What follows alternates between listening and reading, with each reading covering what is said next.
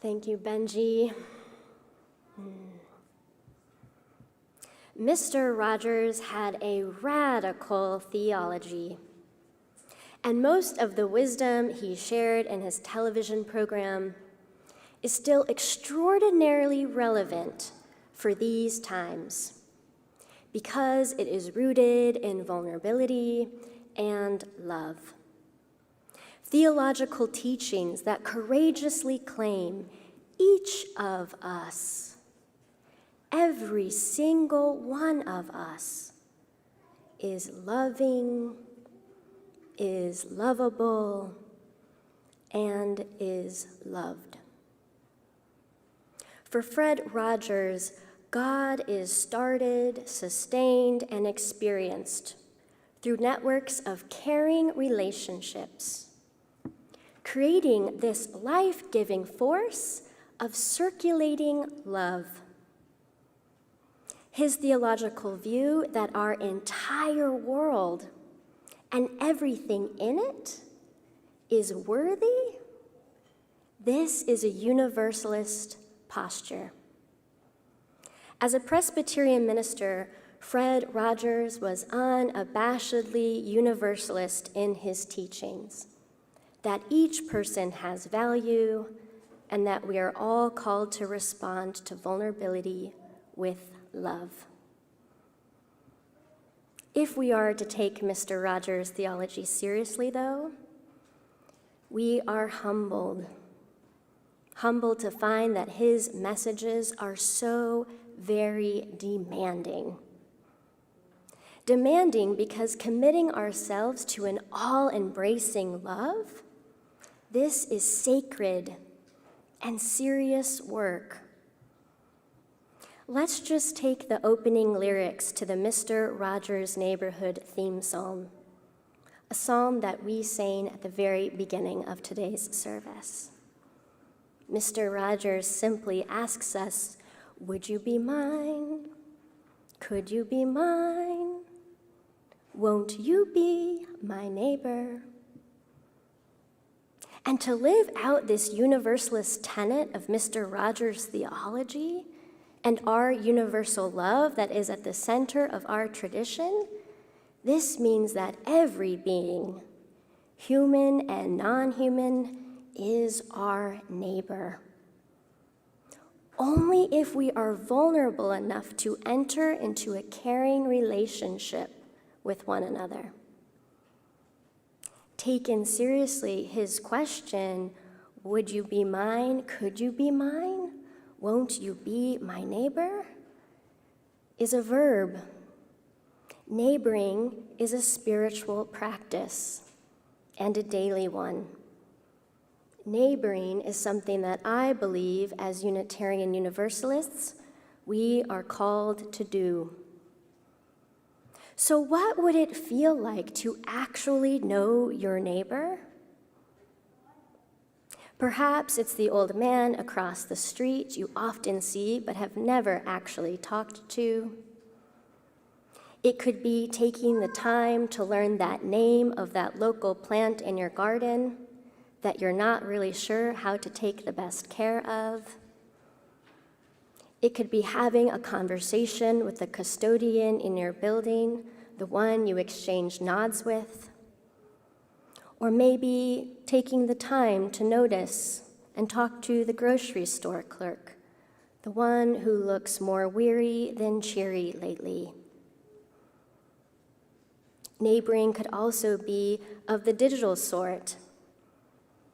Our digital neighbors are the ones that we passively scroll by on our social media feeds, but don't ever really take the time to meaningfully connect with.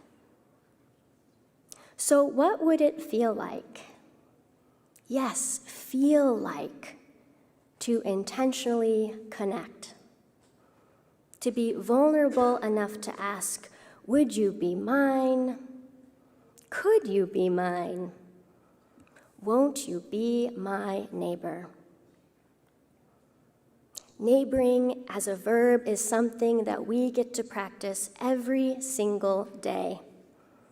And as a spiritual practice, neighboring also builds trust.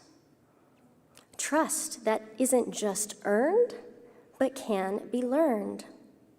Learned through daily doses of connection and kindness, taking the vulnerable risk to get to know our neighbors, hearing their joys and sorrows, so that we can move together to create a more loving world. A world that we don't only have to dream about in make-believe land, but also consciously and creatively make possible in the here and the now. A world where we don't need porch cameras because our neighbors are part of our social safety circle. A world where community-scaled composting cultivates new soil and lifelong friendships. A world where a social media feed feels uplifting, not distressing. A world where we all have access to the things we need, be it a ladder or a cup of sugar, through networks of shared mutual care. A world of neighboring in all of the spaces we find ourselves throughout the day. As a demanding practice of Universalist theology, neighboring is a radical expression of our faith. It's radical because it's so deeply vulnerable, a vulnerable act of being cared for and being asked to care for others. A vulnerable act that I believe can move our faith tradition beyond its universal welcome towards universal liberation. Because when each of us is not only a neighbor, but actively engages in the vulnerable act of neighboring, this current of trustworthy love transforms our communities so we all can be more free. But beloveds, I suspect that this holy, sacred work actually begins in an unexpected place. It begins with neighboring to our most vulnerable selves, the parts of us that we often feel we need to hide. So living out our Universalist theology, answering the call to neighbor, is also a radical spiritual practice of self-neighboring. Because neighboring is not only about building a better world, it is also about building up one another's faith. And so often, that faith starts with believing in ourselves. Believing that all of who you are is loving, all of who you are is lovable, and all of who you are is loved. May we all be vulnerable enough to neighbor ourselves, to lovingly gaze in and seen. Would you be yours? Could you be yours? Won't you be your neighbor? And may this radical act of self-love heal our aching world.